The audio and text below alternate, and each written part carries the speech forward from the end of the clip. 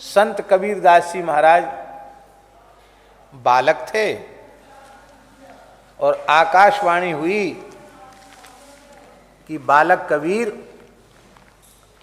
तुम श्री स्वामी रामानंदाचार्य जी को अपने गुरु रूप में स्वीकार करो, उनके शिष्य हो जाओ। आकाशवाणी हुई। बोले महाराज, काशी के बड़े बड़े वैदिक वेदज्ञ ब्राह्मण, उनको तो वो पर्णकुटी से बाहर निकल के दर्शन देते नहीं।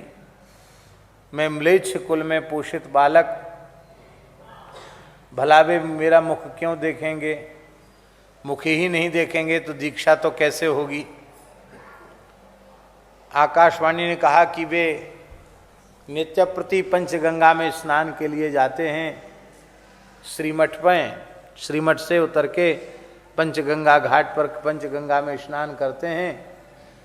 लगभग 3 बजे वे गंगा स्नान के लिए सीढ़ियों से उतरते हैं और तुम वहीं लेट जाना। और स्वाभाविक रूप से उनका चरण जैसे ही तुम्हारे ऊपर पड़ेगा तो वे कुछ न कुछ मुंह से बोलेंगे जरूर, और जो मुख से बोलेंगे उसी को महामंत्र मान करके, दीक्षा मंत्र मान करके बस अपने को मान लेना कि हम शिष्य हो गए। बोला ठीक है। और बालक कबीर लेट गए महाराज जी सीढ़ियों पर, और श्री रामानंद स्वामी जी का चरण जैसे ही पड़ा तो उनको लगा कि किसी के ऊपर मेरा पैर पड़ गया है।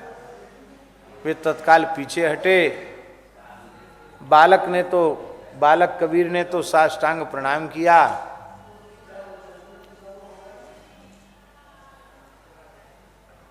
बालक का तो काम हो गया, बालक तो चला गया। और आपने क्या कहा उस बालक से? जैसे कबीर जी ने प्रणाम किया तो श्री रामानंदाचार्य भगवान बोले, बालक राम राम जपो, राम राम कहो। बस इतना ही कहा, राम राम कहो।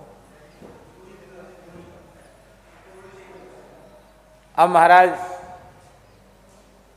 कबीरदास जी को विश्वास हो गया कि मुझे राम नाम मिल गया, मेरी दीक्षा हो गई।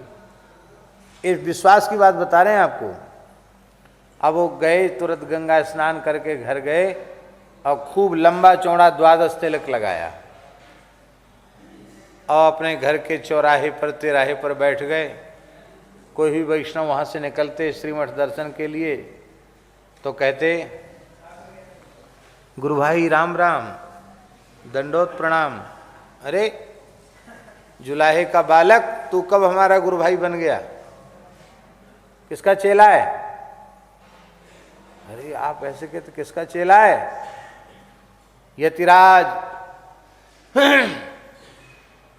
जगत गुरु भगवान स्वामी श्री रामानंदाचार्य भगवान का मैं कृपा भाजन हूं। ओहो, झूठ बोलता है, वे तो म्लेच्छ का मुख नहीं देखते, तुझे दीक्षा क्यों देने लगे? काशी में हल्ला मच गया।